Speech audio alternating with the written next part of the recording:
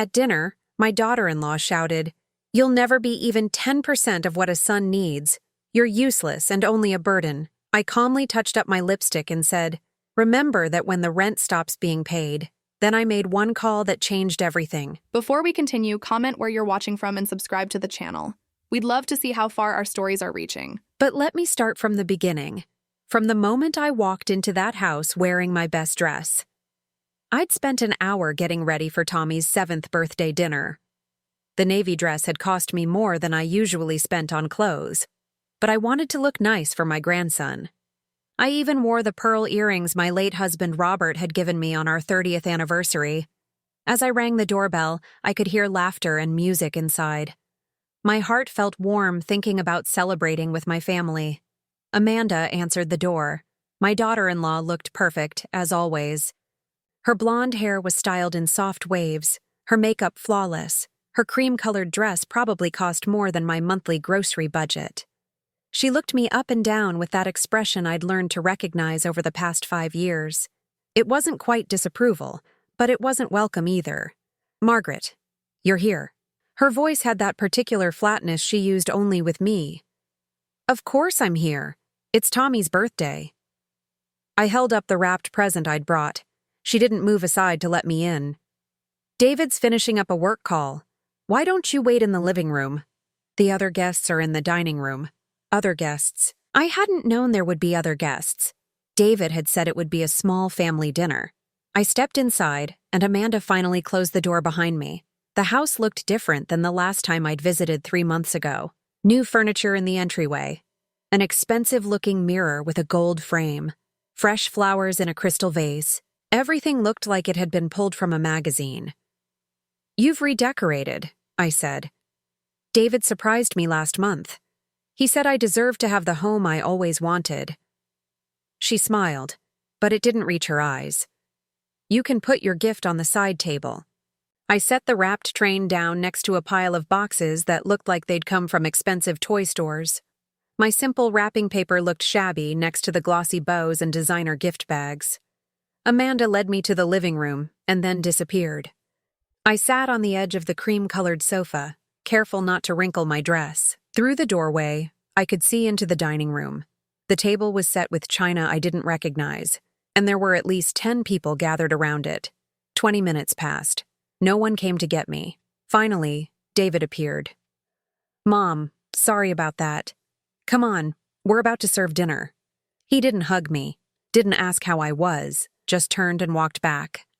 The dining room fell quiet when I entered. 10 faces turned toward me. I recognized some from Amanda's social media. The Hendersons from the country club. The Martins from that gated community. People with money, with status. "Everyone, this is my mother, Margaret," David said, gesturing vaguely in my direction. Amanda appeared beside me with a wine glass in her hand. "Margaret, you can sit here at the end." She pointed to a chair squeezed in at the corner, barely fitting between the wall and the person next to it. As I moved toward the chair, Amanda stepped closer, too close. Her elbow bumped my arm, and the red wine in her glass sloshed forward, splashing across the front of my navy dress. I gasped as the cold liquid soaked through the fabric. The room went completely silent. "Oh no," Amanda said, her voice carrying across the table. "I'm so sorry, Margaret. You just moved so suddenly." She grabbed a napkin and made a show of dabbing at the wine stain. "This dress, well, it's probably seen better days anyway, hasn't it?" My face burned. The wine had splattered across my chest and down the front of my dress. "It's fine," I managed to say. "I'll just use the bathroom." "Of course. We'll start serving while you clean up." I walked through the house toward the bathroom, feeling 10 pairs of eyes on my back. In the bathroom, I stared at myself in the mirror. The stain was worse than I'd thought. There was no cleaning this up. I heard Amanda's voice floating down the hallway, loud enough to be intentional. "Poor Margaret, she's always been a bit clumsy. David says it's gotten worse as she's gotten older." Laughter followed. When I returned to the dining room, they were already eating. My chair at the end had a plate waiting, but everyone else was several bites into their meal. No one had waited for me. The conversation around the table continued as if I weren't there. Amanda was telling a story about Tommy's recent accomplishment at his private school. "That's wonderful," Mrs. Martin said. "Good genes, clearly." "Well, David was always brilliant," Amanda replied. "He gets it from his father's side. Robert was such an accomplished man." My fork stopped halfway to my mouth. Robert was my husband. She was talking about him like she'd known him, but she'd never met him. The meal dragged on. I sat at my awkward angle, eating food I couldn't taste, listening to conversations I wasn't part of. When dessert was being served, Amanda stood up with her wine glass. "I want to make a toast. To Tommy, who brings so much joy to our lives. And to David, who gives us everything we could ever need." Everyone raised their glasses. Amanda's eyes found mine across the table. "And to family, who understand their place and their limits." The words hit me like a physical blow. "Actually, Amanda," I said, my voice steady, "I think we need to talk about limits." The room fell silent. "Margaret, this isn't the time," Amanda said. "I disagree. I think this is exactly the time." I set down my glass carefully. "This house, it's beautiful. The furniture, the decorations. It's all very impressive." "Thank you," Amanda said, her voice tight. "David works very hard to provide for us." "Does he?" I stood up and walked to the credenza. Behind one of the family photos, I could see the edge of a paper. I moved the frame aside. It was a receipt, a rent receipt, made out to David Morrison, for this house. "Interesting. I thought you two owned this place." Amanda's face had gone white. "That's private." I looked at my son, who couldn't meet my eyes. "David, do you want to tell everyone how you afford this house? Or should I?" I turned to face the table. "For the past 3 years, I've been paying the rent on this house, every month. David told me he needed help getting started. I believed him." "That's not true," Amanda said, but her voice was shaking. "Tell them, David." But David said nothing. Amanda turned on me with pure fury. "You have no right to embarrass us like this." "Your home?" I asked quietly. "You mean my investment property?" Amanda stared at me. "You're lying." I pulled out my phone and opened a document. "This is the deed to 847 Maple Street. This house, purchased by me 7 years ago. I've been renting it to my son at a fraction of market value." I turned the phone toward Amanda. "I'm the owner." Her face went from white to red. "David, did you know about this?" "She said it was an investment property," David whispered. "I didn't know she bought it specifically for us." Amanda turned back to me, and the mask she usually wore had completely fallen away. "You're pathetic. You're a sad, pathetic old woman who has to buy her son's love." "Amanda," David started, but she ignored him. "Look at you," she continued. "You show up here in your cheap clothes with your cheap presents, and you expect us to be grateful?" I felt something inside me go very still. "You'll never be even 10% of what a son needs," Amanda said, her voice shaking with rage. "You're useless and only a burden. We've been carrying you out of obligation, but we're done. We're done pretending you matter." I looked at my son. He was staring at his plate, his hands clenched into fists. But he said nothing. 38 years I'd spent raising him, 3 years paying for the life he couldn't afford. And he sat there in silence. I reached into my purse and pulled out my compact. I opened it slowly. On the table, one of the silver dinner knives caught the light. I could see my reflection in it. I picked up my lipstick and carefully touched up my makeup, using the reflection in the knife blade. When I was done, I looked directly at Amanda. "Remember that when the rent stops being paid." I stood up, smoothing down my ruined dress. I walked past David without looking at him. Past Amanda. Past the guests who watched me. I walked to the bathroom, closed the door, and locked it. My reflection stared back at me. I felt tears burning behind my eyes, but I didn't let them fall. I pulled out my phone and dialed a number. It rang twice. "Reynolds Law Firm, James Reynolds speaking." "James, it's Margaret Morrison. I need you to draft an eviction notice for 847 Maple Street. I want them out in 30 days. Margaret, are you sure? I'm very sure. I'll be in your office tomorrow at 9. I paused. And James, I need you to pull the files on all my other properties. It's time to review my investments. All of them. Of course. One more thing. I need documentation of every payment I've made to David over the past 5 years. Every rent check, every loan, every time I helped with bills. May I ask why? Because tomorrow, everything changes. I hung up and walked out. I didn't look toward the dining room. I just walked to the front door. The night air was cool on my face. I got into my car and sat there for a moment, hands on the steering wheel.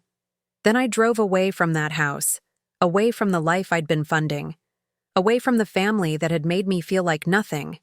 Tomorrow, they would learn exactly what 10% looked like. The next morning, I woke up at 5:30, just like I had every morning for the past 40 years. My small apartment was quiet, the kind of quiet that used to feel peaceful but had started feeling lonely somewhere along the way. I made coffee and sat at my kitchen table, looking at the stack of folders I'd pulled out the night before: financial records, property deeds, bank statements, the evidence of a life I'd built in silence while my son grew embarrassed of who I was. My phone buzzed. A text from David. Mom, we need to talk. Please don't do anything rash. Rash. As if 3 years of quietly funding his life while his wife humiliated me was the rash decision. I didn't respond. Instead, I got dressed in my best business suit, the charcoal gray one I'd bought 15 years ago and had tailored 3 times to keep it fitting properly. I pulled my hair back into a neat bun, applied my makeup carefully, and looked at myself in the mirror. This was the woman Robert had fallen in love with. Strong, capable, someone who knew her worth. At 8:45, I walked into James Reynolds' law office. His secretary looked surprised to see me so dressed up. I usually came in wearing casual clothes, looking like someone's grandmother. Today, I looked like what I was, a woman who owned property all over the city. Margaret, James said, standing when I entered his office. I have to say, I was shocked by your call last night.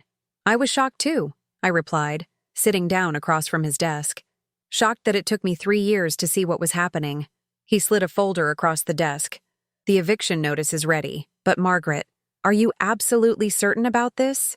David is your son. David is a grown man who let his wife call me useless and a burden while he sat there in silence. My voice was steady. He's a man who's been taking my money for 3 years while being ashamed to introduce me to his friends. James was quiet for a moment. I pulled the records you asked for. Margaret, do you realize how much money you've given him? Tell me. He opened another folder. In the past 5 years, you've paid $78,000 in rent at below market rates. You've given him $23,000 in what he called loans that were never repaid.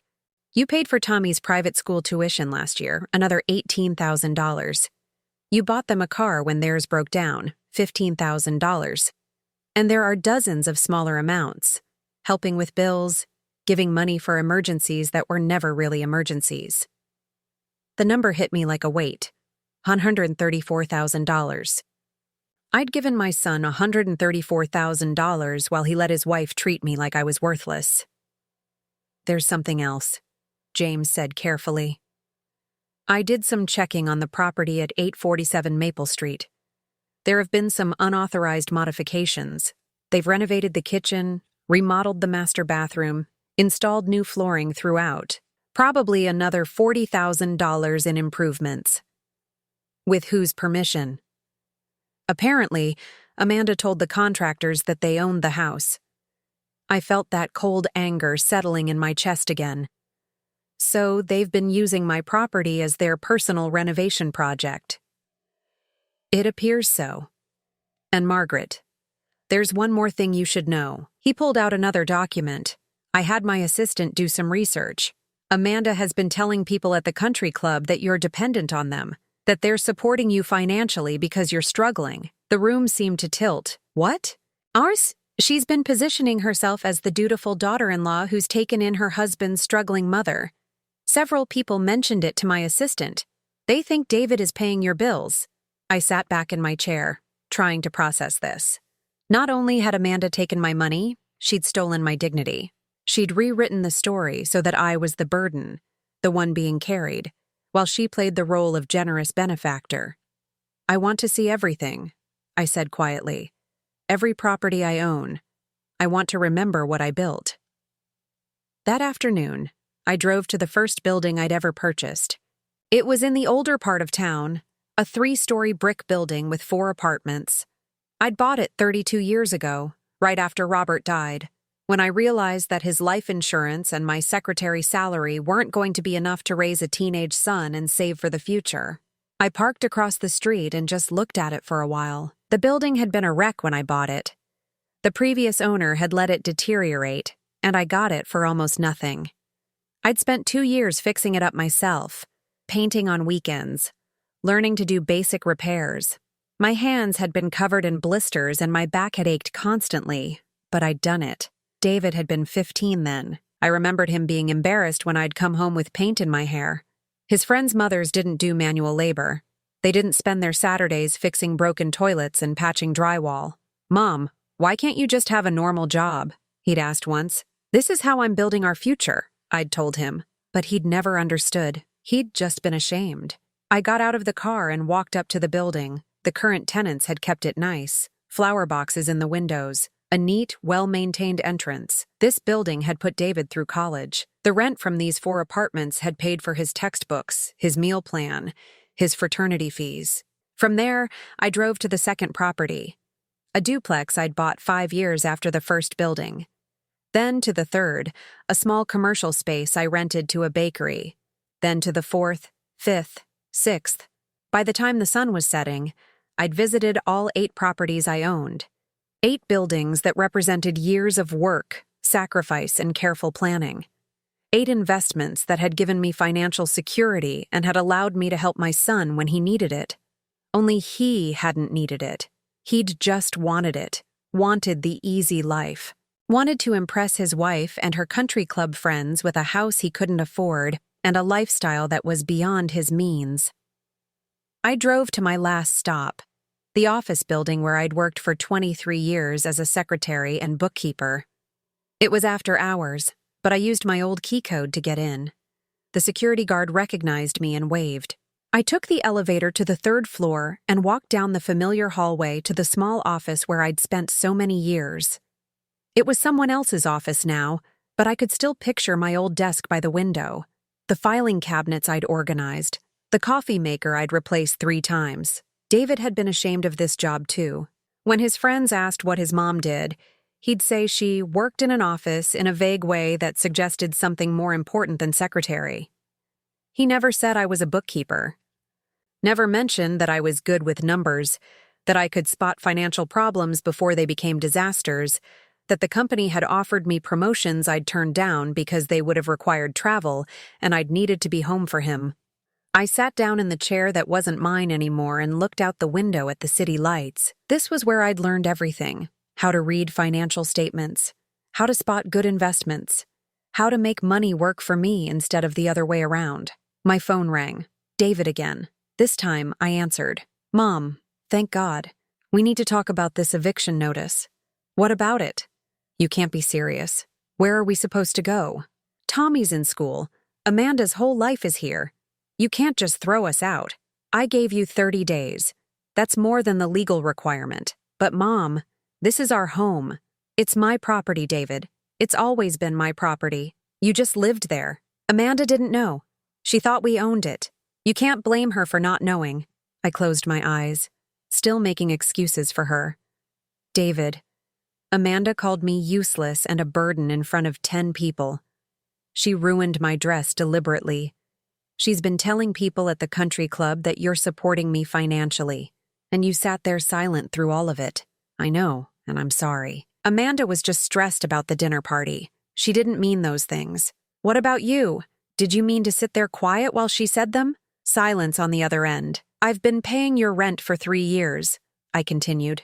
"I've given you over $130,000 in the past 5 years. I paid for Tommy's school. I bought you a car.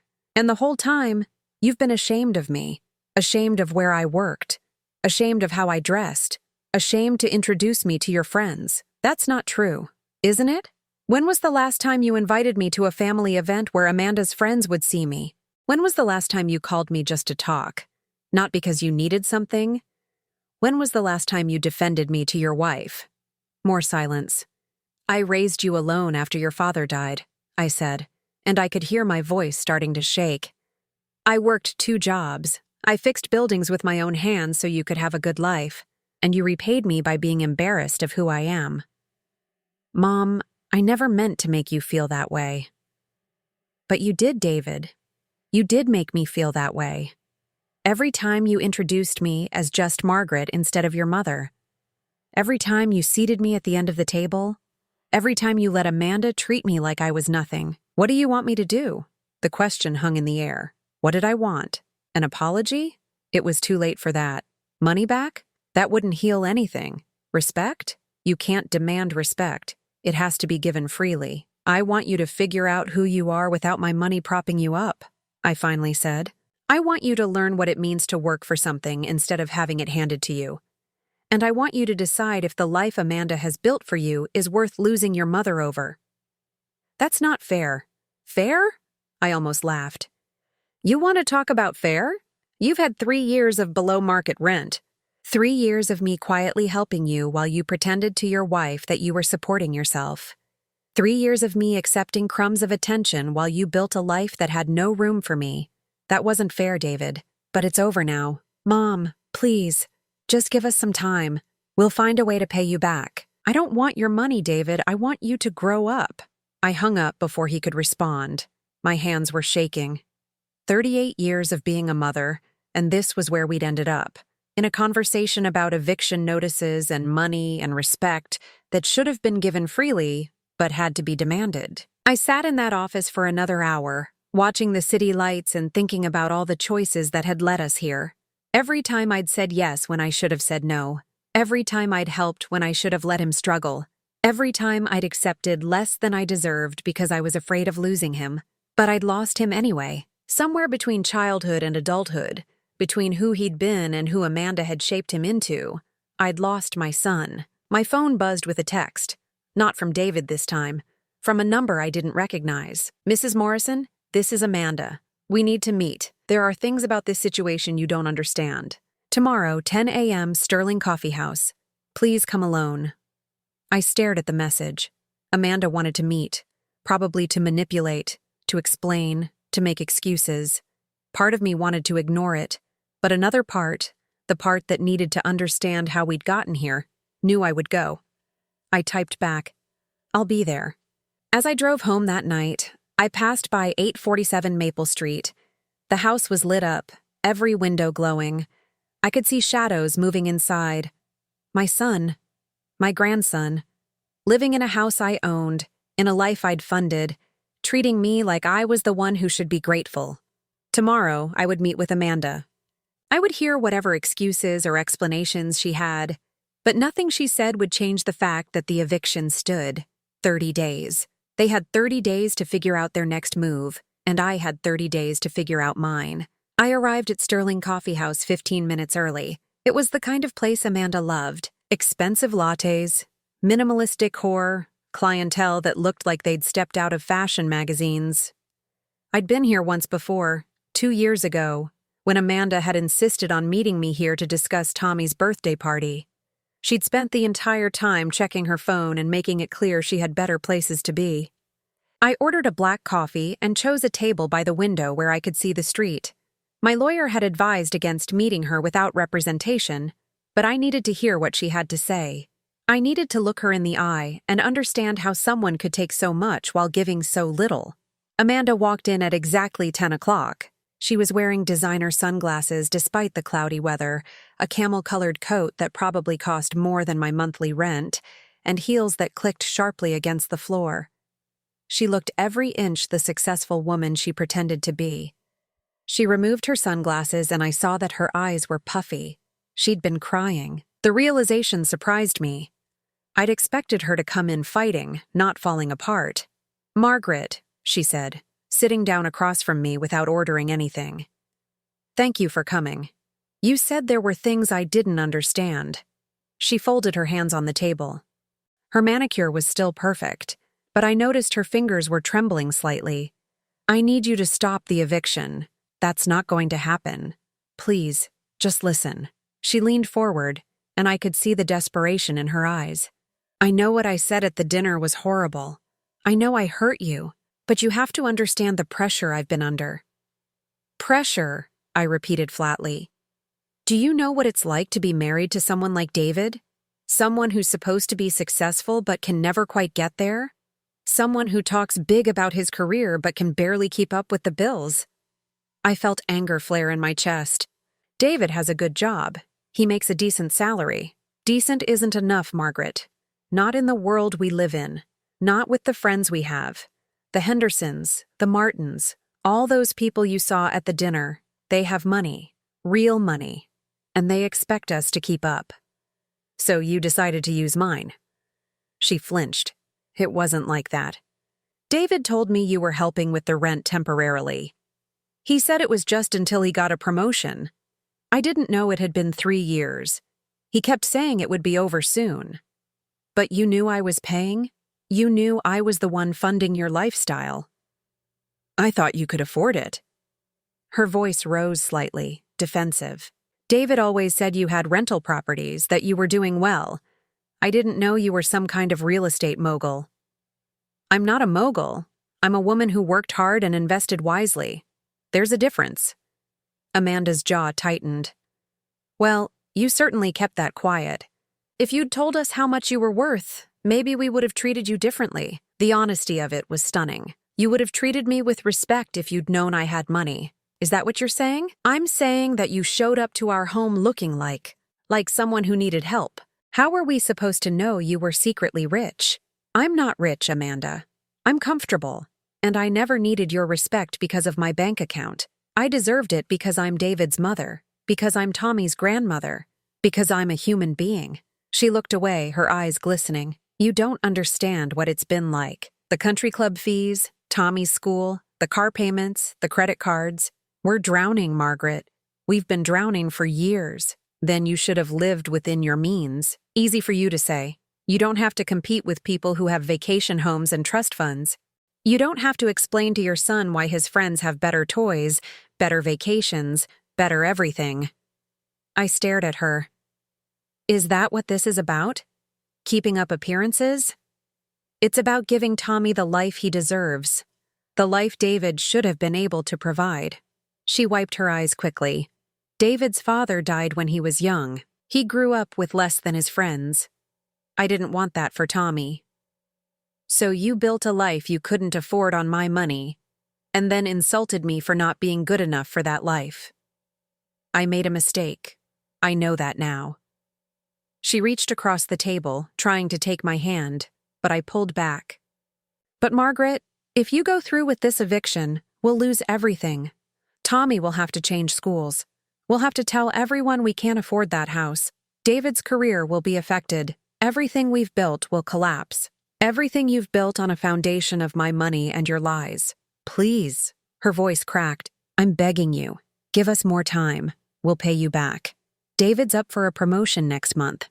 We can start making real rent payments. We can fix this. I took a sip of my coffee, watching her fall apart across the table. Part of me, the part that had loved David since he was born, wanted to believe her. Wanted to think that maybe this could all be fixed with time and better communication. But I'd seen the receipts. I'd seen the renovations they'd done without permission. I'd heard her tell me I was useless and a burden. And most of all, I'd seen David sit there in silence while she'd said it. Amanda, do you know why I bought that house? She looked up at me, confused by the question. I bought it 7 years ago as an investment property. I was planning to rent it out to strangers. But then David called me. He said he'd found the perfect house for his family. He said it was exactly what he'd always dreamed of. He was so excited. I paused, remembering that phone call. the happiness in his voice, the pride. He asked if I knew anyone who might want to invest in rental properties. He said the owner was motivated to sell quickly, so I bought it. And I rented it to him at half the market rate because I wanted to help him have his dream home. Amanda's face had gone pale. I never told him I bought it specifically for him because I didn't want him to feel obligated. I wanted him to feel like he'd earned it, like he was providing for his family. I set down my coffee cup, but he wasn't providing. I was. And instead of being grateful, instead of treating me with basic respect, you both made me feel like I was the problem. Margaret, I didn't know any of this. You didn't know because you never asked. You never wondered how a secretary and bookkeeper could afford to help her son so much. You just took the money and decided I wasn't good enough to sit at your table properly. She was crying openly now, mascara running down her cheeks. What do you want from us? What can we do to fix this? I stood up, gathering my purse. I want you to learn to live without my money. I want David to figure out what kind of man he is when he doesn't have me as a safety net. And I want you to understand that respect isn't something you give only to people who meet your standards. It's something you give because it's right. So that's it? You're just going to throw us out? I'm going to stop funding a life that has no room for me in it. What you do after that is up to you and David. I walked toward the door, but her voice stopped me. David thinks you'll change your mind. He thinks you're just making a point, and that eventually, you'll cave like you always do. I turned back to look at her. What? He told me not to worry. He said you always give in eventually, that you can't help yourself because you're his mother, and mothers always forgive. She laughed bitterly. He said we just need to wait you out. The words hit me harder than anything she'd said at the dinner. David wasn't sorry. He wasn't scared. He was just waiting for me to fold like I always had. Well, Amanda, I said quietly, I guess you're both going to learn something new about me. I left her sitting there and walked out into the gray morning. My hands weren't shaking anymore. I wasn't sad or angry or hurt. I was just done. I drove to James Reynolds' office without calling first. His secretary tried to tell me he was with a client, but I walked past her desk and knocked on his door. Margaret? He looked startled when I entered. Is everything okay? I need you to do something else for me. That letter you're sending to David about the accounting of all the money I've given him, I want it to go to his employer as well. James's eyes widened. Margaret, that could affect his job. His wife seems to think his career matters more than basic human decency. Let's see if his employer agrees. I sat down in the chair across from his desk. I also want to know about every modification they've made to the property. If they've done work without my permission as the landlord, I want documentation. You're really going through with this. I just met with Amanda.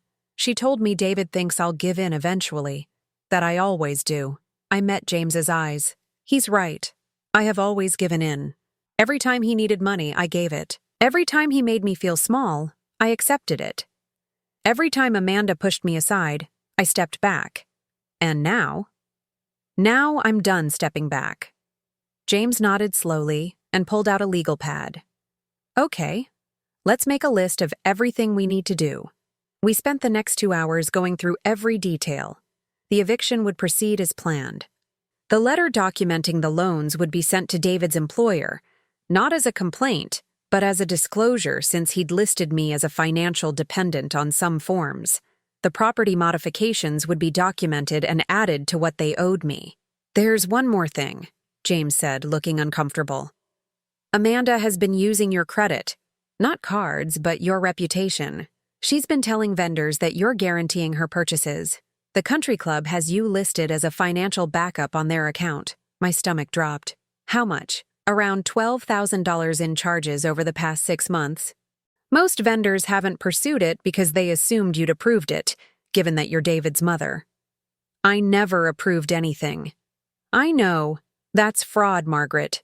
You could press charges. I thought about it, about Amanda sitting in that coffee shop crying and begging, about David waiting for me to give in, about Tommy, innocent in all of this, who would be caught in the middle.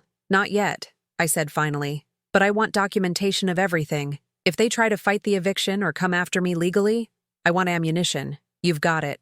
That evening, I drove to 847 Maple Street one more time. I didn't go to the door. I just parked across the street and watched. Through the windows, I could see David and Amanda arguing. Their silhouettes moved frantically, arms gesturing. Amanda's voice carried through the glass, high and sharp. Then I saw Tommy. He came down the stairs, small and confused, watching his parents fight. Amanda turned and said something to him, sharp enough that he flinched. David pulled him away, taking him back upstairs. My grandson, 7 years old and learning that love comes with conditions, that money matters more than people, that it's okay to use someone as long as they're useful. I pulled out my phone and sent a text to David. I saw Tommy watching you fight. Whatever happens between us, he deserves better than this. 3 dots appeared, showing he was typing. They disappeared, appeared again, disappeared. Finally, this is your fault. You're tearing this family apart. I stared at the message. Not an acknowledgement of Tommy's pain, not a promise to do better. Just blame. Always blame. I put my phone away and drove home. When I got there, I made myself dinner. Plain pasta with butter. The same thing I'd eaten countless times when money was tight and I was saving every penny for David's future.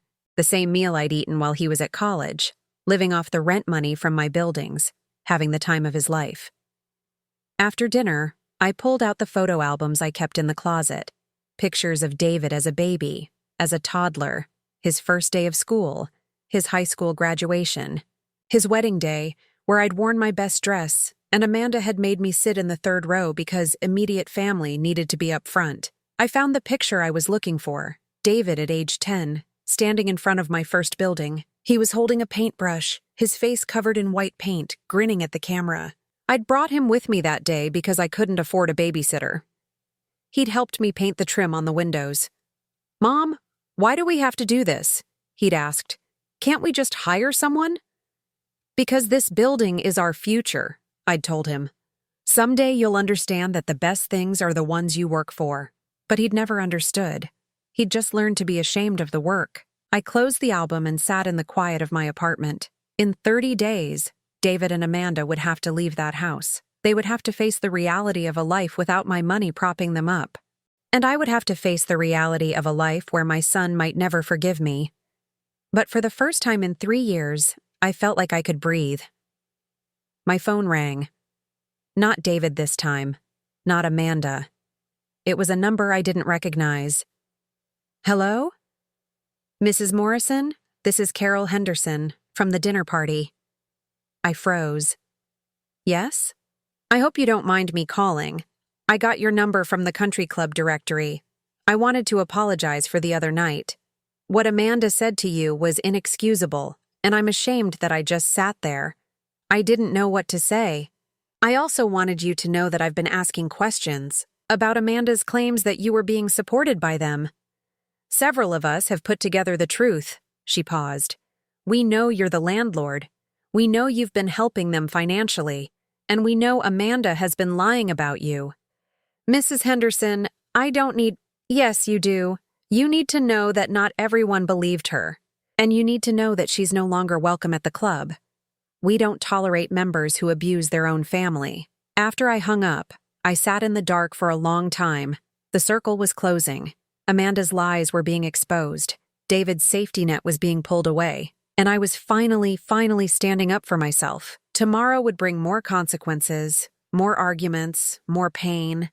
But tonight, I just sat in my small apartment and felt something I hadn't felt in years. Peace.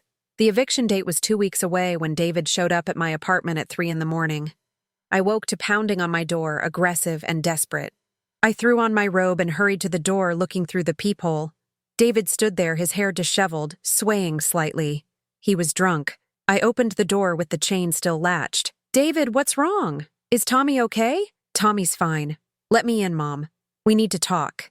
"It's 3 a.m. You're drunk. Go home." He slammed his hand against the door frame. "You think you can just destroy my life and walk away? You told my boss about the money. He called me into his office and asked if I needed assistance from the Employee Hardship Fund. I had to sit there while he pitied me. You listed me as a financial dependent on your employment forms. Your employer needed to know that wasn't accurate. You've made me look like a fool. Everyone knows I've been living off my mother's money while pretending to be successful. He pushed against the door, but the chain held. This is your fault. If you'd just kept quiet, if you'd just kept helping like you were supposed to, none of this would have happened. I was supposed to let your wife call me useless? I was supposed to accept being treated like garbage in exchange for paying your bills?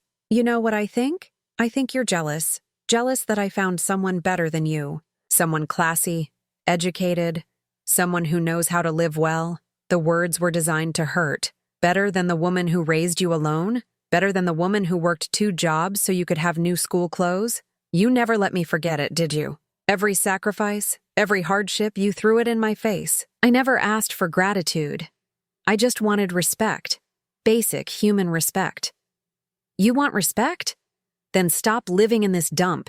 Stop dressing like you shop at thrift stores. Stop embarrassing yourself and everyone around you. I felt something inside me go very cold. Get off my porch, David. I'm not going anywhere until you fix this. Until you call your lawyer and tell him the eviction is off.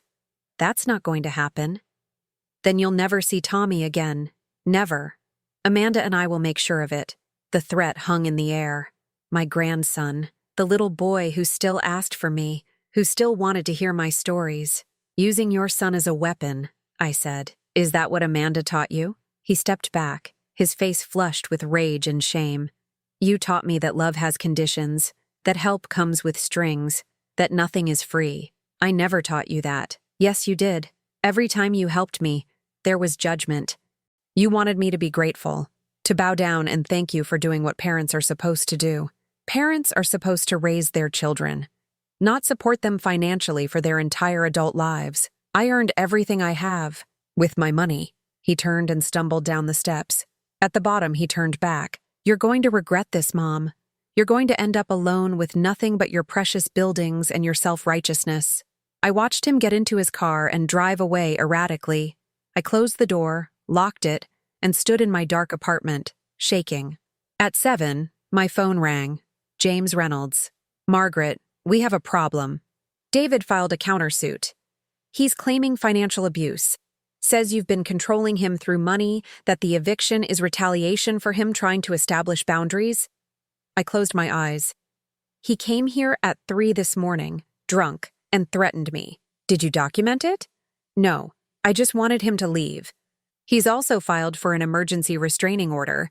He's claiming you're a danger to Tommy. The coffee cup in my hand nearly slipped. What? He says you've been emotionally unstable, making threats, trying to use money to manipulate access to your grandson. A judge is reviewing it this afternoon. James, I would never hurt Tommy. I know. But David's painting a very different picture. Bring any documentation you have. Every email, every text message. We need to show the pattern of their behavior. I spent the morning gathering evidence. Every text from David asking for money. Every email from Amanda listing things they needed. Every receipt. Every bank transfer. But as I looked through it all, I realized most requests had been vague. Mom, can you help us out this month? We're a little short. No specificity. No acknowledgement that this was a loan. They'd been careful. Amanda had made sure nothing was documented that could be used against them. At James's office, we spread everything out. We have the property deed showing you own the house. The lease agreement showing below-market rent. Your bank records showing consistent transfers. It's enough to fight the financial abuse claim. What about the restraining order? Margaret, have you made any threats? Any statements that could be interpreted as threatening? I told Amanda that David needed to figure out what kind of man he is without my money. I told David he needed to learn to live without me as a safety net. That's not a threat. That's establishing boundaries. The hearing was at 3 o'clock. I dressed carefully in a simple navy dress. I pulled my hair back, kept my makeup minimal. The courtroom was small. David and Amanda sat on one side with their lawyer. I sat with James. Amanda looked thinner, her expensive clothes hanging on her. Dark circles under her eyes. David wouldn't look at me. The judge entered, a woman in her 50s with steel-gray hair and sharp eyes. Mr. Morrison, you've claimed that your mother poses a danger to your son, Tommy Morrison, age 7. Is that correct? David's lawyer stood. Yes, Your Honor. Mrs. Morrison has been engaging in financially manipulative behavior, making threats. showing signs of emotional instability. The judge looked at me. Mrs. Morrison, how do you respond? James stood. Your Honor, Mrs. Morrison is the legal owner of the property in question. She has every right to evict tenants, including her son. The financial support was voluntary and never intended to be permanent. Mr. Morrison, did you know your mother owned the house you've been living in? David's voice was quiet. Yes, Your Honor, but she gave it to us. She said it was ours. Do you have that in writing? Silence. The judge turned to me. Mrs. Morrison, what was your understanding? I stood, my legs shaky. Your Honor, I purchased the property as an investment 7 years ago. When my son told me he'd found his dream home, I bought it and rented it to him at below market rates. I never told him I bought it specifically for him because I wanted him to feel like he'd earned it himself. And the renovations? I didn't authorize them. I only recently discovered the extent of the work they'd done. So you've been subsidizing your son's housing for 7 years? 3 years at reduced rent, Your Honor. 4 years at market rate. 3 years ago, he asked for help. I agreed temporarily. Why are you ending that arrangement now? I took a breath. Because 3 weeks ago, my daughter-in-law called me useless and a burden in front of 10 guests. She deliberately spilled wine on my dress before humiliating me. My son sat there silent and let it happen. I discovered they've been telling people I'm financially dependent on them when the opposite is true. I realized I was funding a life that had no room for me in it. The courtroom was quiet. The judge looked at David. Mr. Morrison, is this accurate? Did your wife call your mother useless and a burden? Yes, but Amanda was stressed. Did you defend your mother?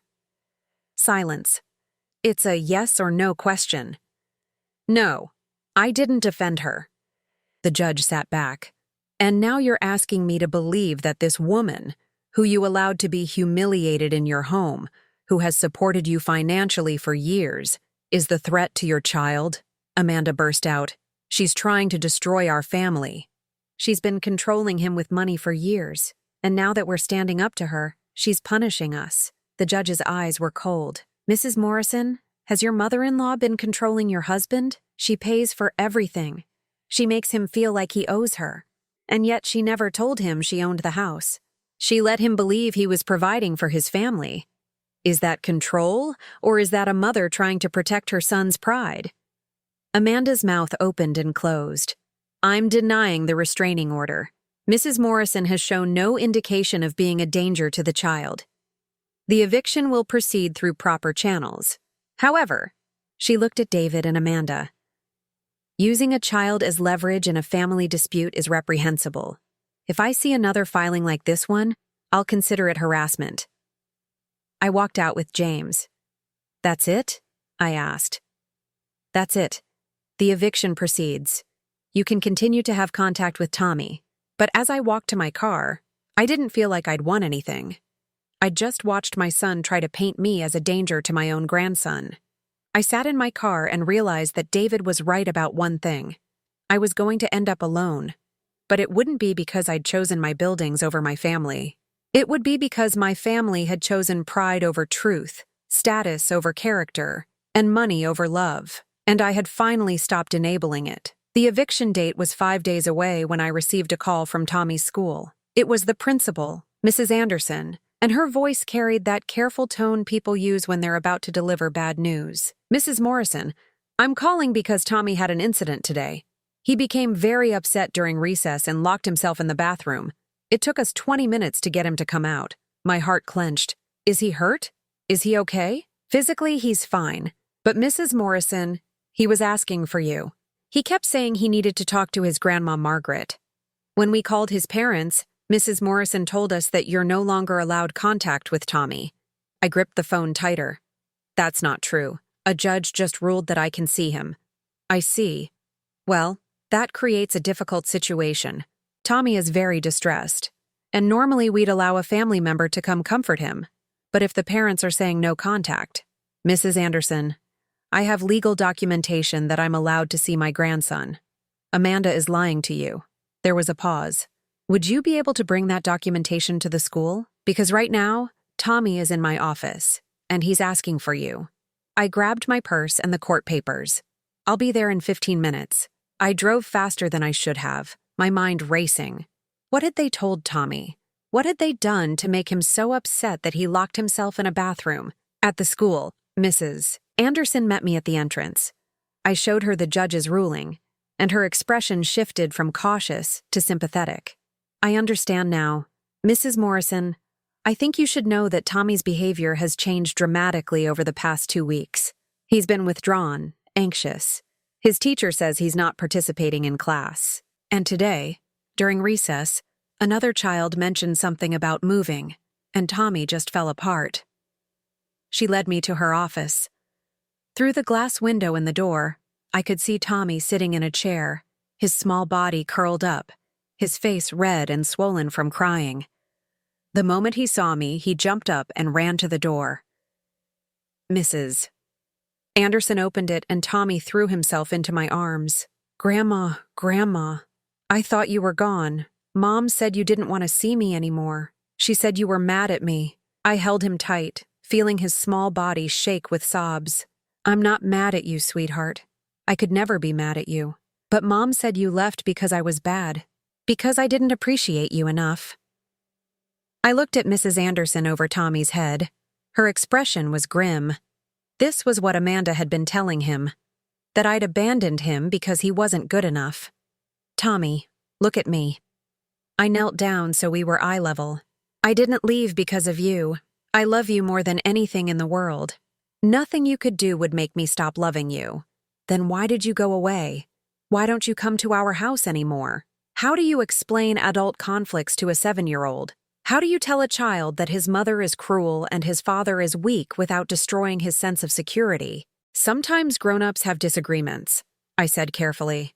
Your mom and dad and I are working through some things, but that has nothing to do with you. You didn't do anything wrong. Are we going to move? Mom keeps crying and dad keeps yelling and they say we have to leave our house. Is that because of you? Mrs. Anderson cleared her throat gently. Tommy, why don't you go with Mrs. Peterson to get a snack from the cafeteria? Your grandma and I need to talk for a minute. After Tommy left, Mrs. Anderson closed the door. Mrs. Morrison, I don't usually get involved in family matters, but I'm concerned. Tommy told his teacher that his parents fight every night, that his mother cries all the time, that his father doesn't come home until late. This is a child in distress. I know, and I'm trying to help him, but his parents are blocking me. Is there abuse happening? Anything I should report? Not physical abuse, but they're using him as a weapon, telling him I abandoned him, making him feel responsible for adult problems. I took a breath. They're being evicted from their home because I own it, and they can't afford it without my help. They're angry at me, and they're taking it out on Tommy. Mrs. Anderson was quiet for a moment. I need to file a report with Family Services. This level of emotional distress in a child this young isn't normal. He needs support. Do what you need to do, but please, can I take him home with me today? Just for a few hours? Let him have some peace? She hesitated, then nodded. I'll call his parents and let them know you have legal standing. If they refuse, they'll have to come pick him up themselves. Amanda answered on the first ring. I could hear the panic in her voice when Mrs. Anderson explained the situation. There was shouting in the background, David's voice, sharp and angry. Mrs. Anderson hung up and looked at me. They're on their way. But Mrs. Morrison, you should know that Mrs. Morrison became very aggressive on the phone. She accused the school of conspiring against her. 20 minutes later, David and Amanda burst into the office. Amanda's eyes were wild, her hair uncombed, her clothes wrinkled. She looked like she hadn't slept in days. David looked worse. His face was gray, his eyes hollow. You have no right to call my mother, Amanda said, her voice shaking. No right to involve her with my son.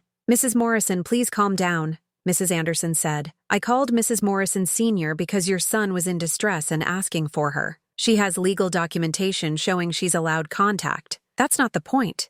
She's the reason we're in this mess. She's the reason Tommy is upset. She's destroying our family. Tommy had come back with his snack and stood in the doorway, watching his mother unravel. His little face was pale, scared. Amanda, I said quietly, look at him.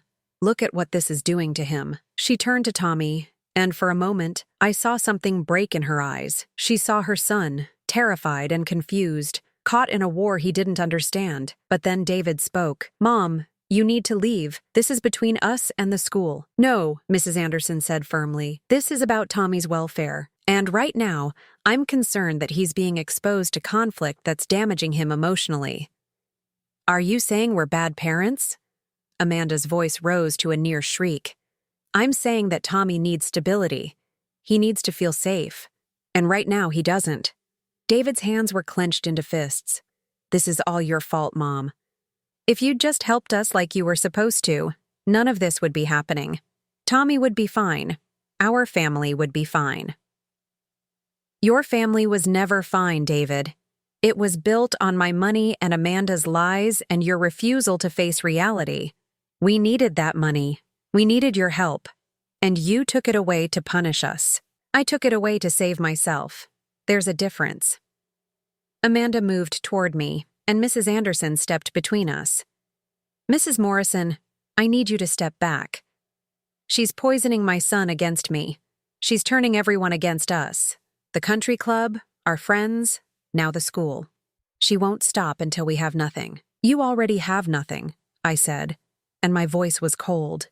"You never had anything real, just a facade built on borrowed money and stolen dignity." David grabbed Amanda's arm. "Let's go. We're not doing this here." But Amanda pulled away from him. "No, I'm done running. I'm done pretending." She turned to Mrs. Anderson. "You want to know why Tommy's upset? Because his grandmother is a vindictive old woman who can't stand that her son grew up and chose someone else. She's been sabotaging us from the beginning." "That's enough," David said, but there was no force behind it. "No, it's not enough. She needs to hear this. She needs to know what she's done." Amanda's voice broke. "We're losing everything because of you. Our home, our friends, our reputation. David might lose his job. And for what? Because I said some things I didn't mean when I was stressed." "You meant every word," I said. "And you'd say them again if you thought it would get you what you want." Tommy started crying again, quiet sobs that shook his small shoulders. Mrs. Anderson moved to him, putting a protective hand on his back. "I think everyone needs to leave," she said. "Tommy will stay here with me until things calm down. Mr. and Mrs. Morrison, you can pick him up at the end of the school day. Mrs. Morrison Sr., I'll be in touch about the family services report." David and Amanda left, Amanda still crying, David walking like a man heading to his execution. I started to leave too, but Mrs. Anderson stopped me. "Mrs. Morrison, off the record, that child needs you. I don't know what happened between you and your son, and it's not my business. But whatever Tommy's parents are telling him, he doesn't believe it. He knows who loves him. He knows who's safe." I drove home in a daze. When I got there, I found an envelope taped to my door. Inside was a letter, handwritten in Amanda's careful script. "Margaret, you've won. We can't fight you anymore. We'll be out of the house by Friday. But I want you to know what you've done. You've destroyed a family. You've traumatized a child. You've ruined lives because your pride was hurt. I hope you're happy with your empty buildings and your self-righteousness. I hope they keep you warm at night when you're alone. Because you will be alone. David will never forgive you. Tommy will grow up hating you. And I'll make sure everyone knows what kind of person you really are." I read it 3 times, then set it on my kitchen table. Part of me wanted to feel guilty, wanted to believe that maybe I had gone too far, that maybe I should have just accepted the humiliation and kept helping them. But then I remembered Tommy's face, his fear, his confusion, the way he'd clung to me because his parents had made him think I'd abandoned him. No, I hadn't gone too far. I'd finally gone far enough. That evening, I received another call, this time from David, but his voice was different, quiet, defeated. "Mom, we need to talk, not to fight. Just to talk. Can I come over?" "Are you drunk?" "No, I'm sober. I'm clear-headed. And I need to tell you something." "What?" "I'm leaving Amanda." The words hung in the air between us. "What happened?" "I saw her today. Really saw her. the way she acted at the school, the things she said. And I realized that you were right, about all of it. She's been using me, manipulating me, and I've been letting her because it was easier than admitting I married the wrong person. I was quiet, not sure what to say. Can I come over? He asked again. Please? I looked around my small apartment. The home Amanda had called a dump. The place David had been ashamed of. The space where I'd been living simply while funding their excess. Yes, I said finally. Come over. Because despite everything, he was still my son. And maybe, just maybe, he was finally ready to become the man I'd always hoped he could be. David arrived at my apartment an hour later. He looked like he'd aged 10 years in 3 weeks. His expensive suit was wrinkled, his face drawn with exhaustion, but his eyes were clear, sober, present in a way they hadn't been in years. I let him in without a word. We sat at my small kitchen table, the same table where I'd planned my budgets, counted my savings, and made the decisions that had built my life. I filed for divorce this morning, he said. Amanda doesn't know yet. My lawyer is serving her tomorrow. I waited. I'd learned that sometimes the most powerful thing you can do is simply be quiet. I got Tommy from school. He's with a friend tonight. I couldn't take him home. Couldn't face having him see me and Amanda in the same house anymore. His voice cracked. Mom, what have I done to him? What kind of father lets his wife tell his son that his grandmother abandoned him? A father who was lost, I said carefully. But maybe now you're finding your way back. He put his head in his hands. I don't know how to fix this. Any of it. I've spent years building a life I couldn't afford, married to a woman I didn't really know, becoming someone I don't recognize. Then start by becoming someone you do recognize. He looked up at me, and I saw tears in his eyes. I got a job offer today, in Minneapolis. It's a lateral move, same position, but the cost of living is lower. I can afford an apartment there, give Tommy a stable home, start over where no one knows what I did or who I pretended to be. Are you asking for my permission?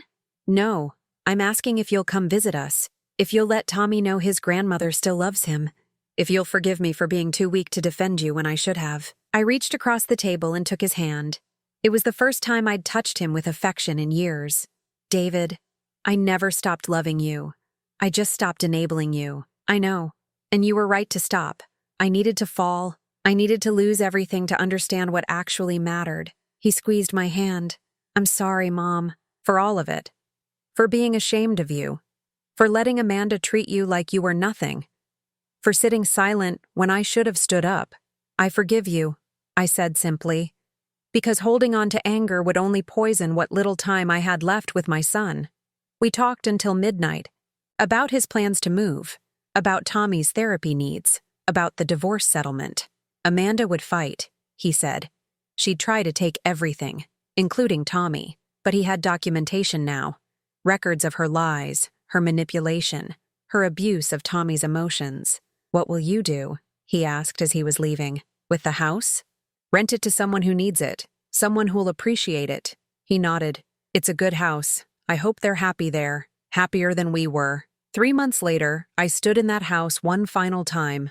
David and Tommy had moved to Minneapolis. Amanda had signed the divorce papers without a fight, once she realized David had evidence of everything. The country club had revoked her membership. Her friends had disappeared. I'd heard she moved back to her parents' house in another state.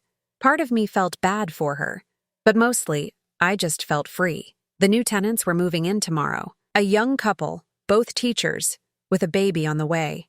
They'd gasped when they saw the house. Couldn't believe the rent I was asking. I didn't tell them it was half the market rate. I just said I liked renting to good people. I walked through the empty rooms one last time. The house echoed with my footsteps. This place had caused so much pain, but it wasn't the house's fault. It was just a building. What had caused the pain was the lies we'd built inside it. My phone buzzed. A video call from David. I answered, and Tommy's face filled the screen. Grandma, look at my new room. He turned the camera to show me a small bedroom painted blue, with his bed against the wall and his toys in a simple box. It's wonderful, sweetheart. And Grandma, guess what? Dad says you're coming to visit next month, for my birthday. Will you really come? I wouldn't miss it for the world. David's face appeared next to Tommy's. We're having it at the park. Nothing fancy, just pizza and cake. That sounds perfect. After we hung up, I locked the door to 847 Maple Street for the last time and dropped the keys in the lockbox for the new tenants. I drove to my first building, the one I'd bought 32 years ago. I parked across the street and just looked at it, remembering the young widow I'd been, terrified but determined. That woman had built an empire in silence. She'd sacrificed and struggled and saved. She'd done it all for her son, hoping he'd see her strength and be proud. He hadn't seen it then, but he saw it now. My phone rang. Mrs. Henderson from the country club. Margaret, I wanted you to know that we'd like to offer you a membership. Several of us have been talking, and we realize we judged you unfairly. That's kind, Carol, but I'm not interested. Oh. She sounded surprised. May I ask why? Because I don't need validation from people who only respect money. I spent too many years accepting less than I deserved. I'm done with that. I hung up and smiled. It felt good to say no, to choose myself. That evening, I sat in my small apartment with a cup of tea, looking at the photo album I'd pulled out. Pictures of David through the years, the little boy who'd helped me paint, the teenager who'd been embarrassed by my work, the man who'd finally learned what really mattered. The last page had a new photo, one David had sent me last week. Him and Tommy in their new apartment, both smiling, both free. I closed the album and looked around my apartment. The same place Amanda had called a dump. The same space David had been ashamed of. It was small, simple, filled with furniture I'd collected over decades. But it was mine, paid for with honest work, free of debt, free of pretense, free of people who only valued me for what I could give them. I picked up my phone and sent David a text. I'm proud of you, not for what you have, but for who you're becoming. His response came quickly. I'm proud of you too, Mom. I always should have been. I set down my phone and walked to my window. The city lights spread out before me. 8 buildings scattered across those streets, each one representing a piece of my life's work. Each one standing strong because I'd built them right. Tomorrow I'd wake up early. I'd make my coffee.